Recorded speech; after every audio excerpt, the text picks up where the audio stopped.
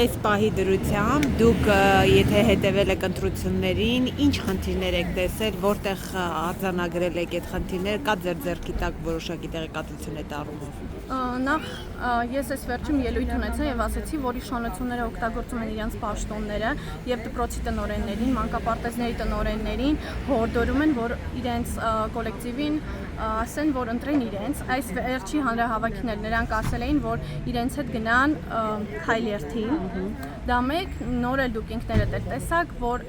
իշխանությունները 6 ամիս շուտ սկսել են մարդկանց գրանցել տարբեր հասցեներով եւ խնդրում եմ բոլորին նորից ու իմ հորդորն է, որ ուշադիր լինեն իրենց տան հասցեների վրա, ավել մարդ եթե գրանցած լինի, ապա դիմեն։ Այդտեղից ջան, ես գիտեմ, որ դու Ժառանգության կուսակցության հետ ես անգամ մասնակցում ընտրություններին, հաշվի առնելով նաև, որ դուք գեներալ Մանվելի դուստրն եք, ինչու եք որոշել քաղաքականությամբ զբաղվել, ընտրական գործընթացի մասնակցել։ Նախ ես չէի ուզում քաղաքականությամբ զբաղվել, բայց այս մեր երկրի կործանումը տեսնելով որոշեցի, որ պետք է զբաղվեմ քաղաքականությամբ, որովհետև իմ հայրը թույլ չէր տա այս ամեն ինչը, այս քաոսը, այս երկրի կործանումը։ Դուք փորձում եք այդ նպատակը ինքներդ հիմա իրականացնել։ Շարունակել նրա գործը։